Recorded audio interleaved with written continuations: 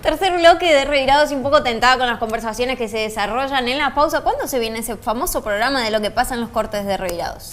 No sé, pero te cuento que estamos grabando todo lo que está sucediendo en los cortes y lo vamos a pasar, así que cuídate. Bueno, aquí vamos con un bloque que tiene que ver con el conflicto internacional, partiendo de Venezuela. ¿Qué está pasando en Venezuela? Hay un tremendo conflicto político y social, ¿sí? El sector opositor que pide la renuncia de Nicolás Maduro, el presidente de Venezuela, y Nicolás Maduro que no piensa irse del poder al cual llegó constitucionalmente, y la oposición que dice que constitucionalmente hay que hacer un referendo como para preguntar a la población si quiere que se vaya Maduro. Bueno, alrededor de todo eso hay un tremendo quilombo y nos va a presentar nuestro compañero Carlos Serenelli.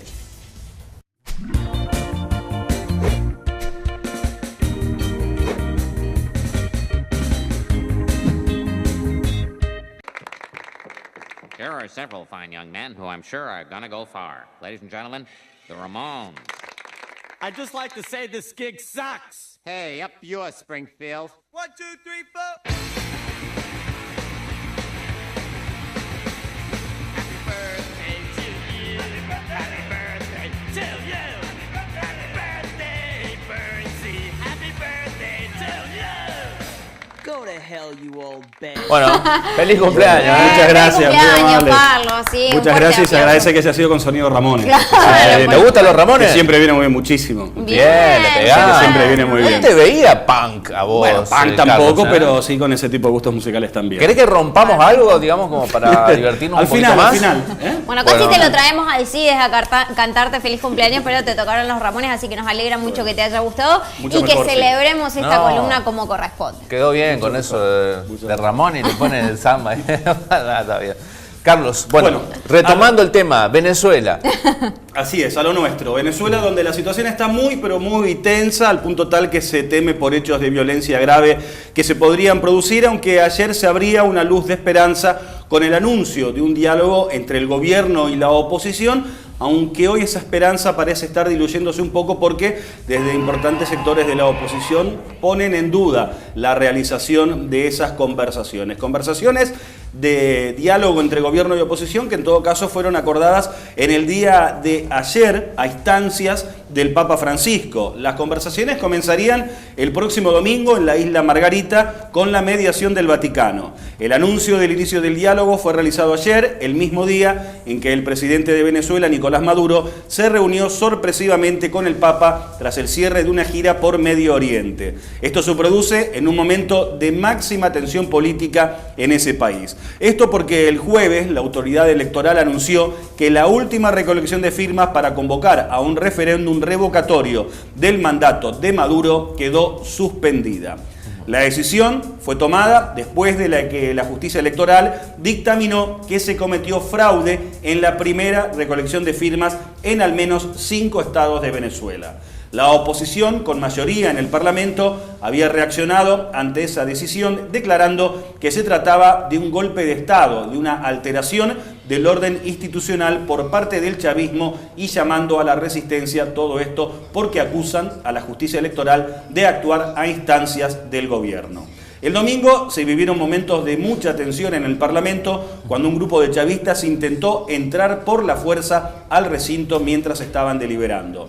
Ante un estallido inminente en ese país, delegados del gobierno y de la oposición se reunieron ayer por primera vez en 2 años y medio de crisis para pactar el inicio de conversaciones formales. Esto se produjo ante una propuesta del Papa Francisco, quien envió a Venezuela al nuncio apostólico en la Argentina, Emil Paus-Scherrich, quien logró reunir a representantes de ambas partes.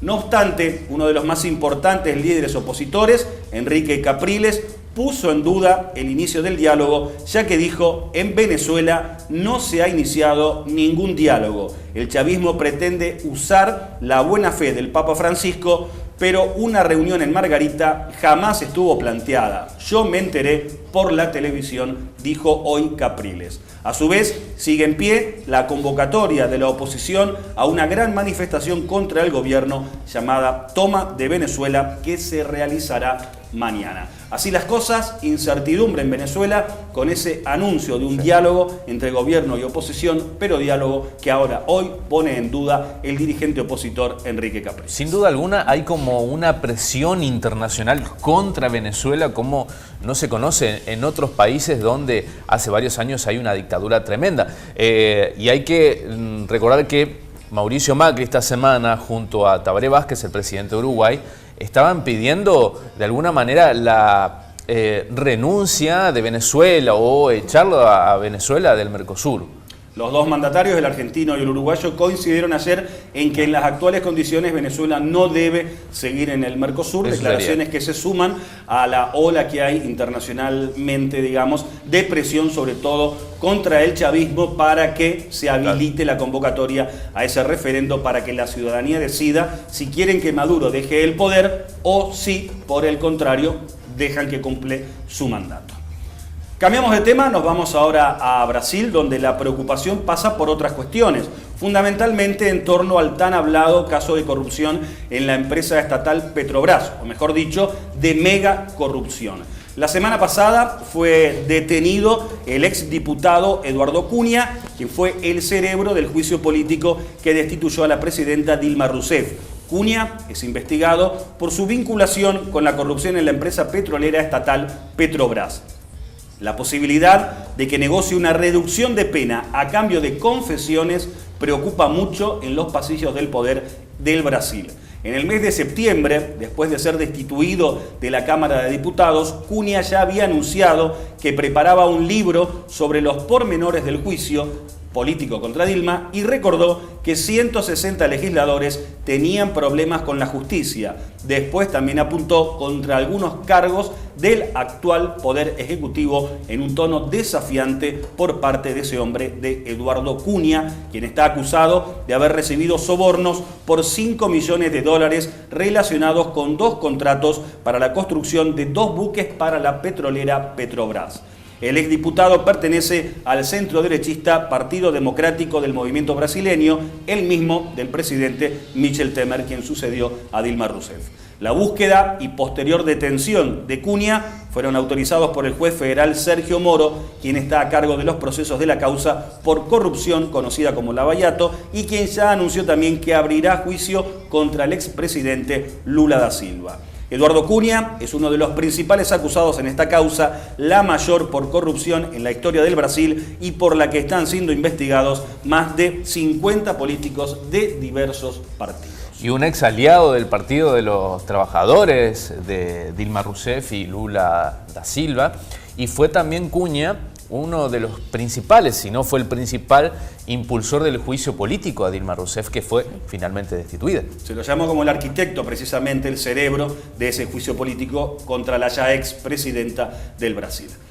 Vamos a cambiar de país ahora, nos referimos a España, donde al fin parece que van a poder conformar gobierno después de 10 meses de bloqueo político en un país donde, como ya hemos explicado otras veces, la gente no elige directamente al presidente, sino que elige a los parlamentarios, y estos son quienes en votación en el recinto eligen e invisten a quien es el presidente del país. Como el Partido Popular había logrado nuevamente mayoría, pero muy ajustada, estaba bloqueada la elección de ese presidente, pero ahora parece que el camino se allanó. El rey de España, Felipe VI, inició ayer una ronda de consultas antes de encargar la formación de un nuevo gobierno a Mariano Rajoy. Se espera que así se ponga fin al bloqueo político de 10 meses en ese país gracias al levantamiento del veto socialista, que es la clave. Es que tras más de 300 días de parálisis política en España, el Partido Socialista anunció que se abstendrá en la próxima votación en el Parlamento para elegir presidente, lo que allana el camino para que Mariano Rajoy, del Partido Popular, sea investido. Está previsto que esta misma tarde el rey se reúna con Rajoy, tras lo cual el Parlamento anunciará las fechas de la sesión de investidura con 2 rondas de votaciones para esta misma semana. La fecha límite para que haya nuevo gobierno en España es el 31 de octubre, ya que de lo contrario deberían convocarse nuevas elecciones en diciembre, que hubieran sido las terceras en un año. Pero el obstáculo para que Mariano Rajoy gobierne quedó derribado el domingo cuando el Partido Socialista decidió abstenerse en la votación de investidura en un cambio en la postura que hasta ese momento sostuvo de un no rotundo. Un nuevo gobierno pondría fin, como decíamos, a 10 meses de bloqueo político en España, durante los cuales el Partido Popular de Rajoy fue incapaz de sumar apoyos suficientes para formar un nuevo ejecutivo, pese a haber ganado las 2 elecciones legislativas anteriores. Y hablando de elecciones, nos ocupamos ahora de Estados Unidos. Estamos a nada más que a 12 días de que se vote en ese país para elegir presidente en una de las campañas más escandalosas en la historia del gran país del norte. La última encuesta de ABC News y de Washington Post, publicada el domingo pasado, adjudica a Hillary Clinton un 50% de la intención de voto contra un 38% para Donald Trump, es decir, 12 puntos de diferencia con su contrincante. 2 semanas antes, la diferencia era de 4 puntos de ventaja. Las acusaciones contra Trump de una decena de mujeres por su comportamiento sexista parece ser una de las claves que lo hunden en los sondeos. Según esa misma encuesta, el 69% de los consultados desaprueba la respuesta de Trump a la decena de mujeres que lo han acusado de abuso sexual en las últimas semanas. Trump negó repetidamente las acusaciones y el sábado dio un paso más advirtiendo que denunciará a esas mujeres por mentir. A su vez, Trump dijo que las encuestas son falsas y las atribuyó a los repugnantes, dijo, medios de comunicación. Palabra repugnante que también usó para referirse a su rival Hillary Clinton. Sin embargo, la directora de campaña del candidato republicano admitió que están abajo en la intención de voto, algo inédito, aunque dijo que aún no hay nada decidido. A todo esto, Hillary Clinton busca consolidar su ventaja sobre Donald Trump, concentrándose en Florida y Ohio, donde se verifica una disputa apretada y donde ya se vota en forma anticipada, ya que en estas peculiares elecciones en Estados Unidos hay 30 estados que votan de manera anticipada a las elecciones globales que se realizan, como decíamos, dentro de 12 días, concretamente el próximo día 8 de noviembre. Y el sistema eleccionario que tiene Estados Unidos es muy particular, que un estado, como ocurrió con la Florida cuando consagró a Bush como presidente, por 300 votos casi de diferencia con Al Gore, bueno, eso puede pasar incluso en estas elecciones, que por un estado termine siendo presidente Donald Trump, más allá de que hay algunos puntos de diferencia con Hillary Clinton. Así que a estar atentos, porque puede ser distinta la historia más allá de lo que uno presume en estos momentos. Bueno, muchas gracias. ¿Nos queda un tema más todavía? Ah, perdón. Lo estás echando, Carlos. No, pero para nada. Sí. Nos queda un último punto, que es la importante ofensiva que se lanzó contra Mosul, la segunda ciudad de Irak, para tratar de recuperarla de manos de los yihadistas, concretamente del grupo Estado Islámico, que la tienen como uno de sus principales bastiones. Una semana después del lanzamiento, esa ofensiva para recuperar Mosul se desarrolla según lo previsto. No obstante, la resistencia de los yihadistas del Estado Islámico aumenta a medida que las fuerzas iraquíes se acercan a esa ciudad, como decíamos, la segunda en importancia en Irak.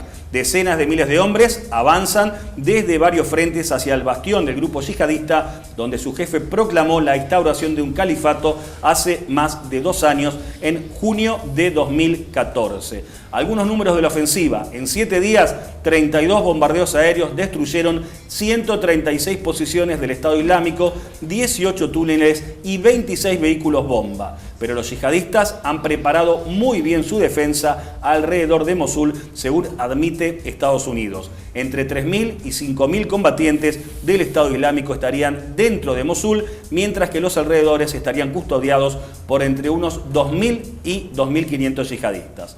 A todo esto, en otro país, en Pakistán, el Estado Islámico dio un duro golpe, ya que atacó en la madrugada de hoy una academia de policía, causando la muerte de unas 60 personas y dejando un centenar de heridos. Con esto, ahora sí, terminamos nuestro resumen internacional de hoy. Bien, gracias Carlos, entonces te vemos la semana que viene, que tengas un muy hermoso cumpleaños, te desea todo el equipo de Revirados que pases un lindo día lluvioso. Muchas gracias, hasta el próximo miércoles. Chao Carlos, feliz cumple. Gracias Richard, te despedimos a vos también. También, sí. ¿No? ¿Te quedás un rato más? Me quedo para el próximo bloque, pero voy a volver, ¿eh? Sí. Chao. Bien, chao.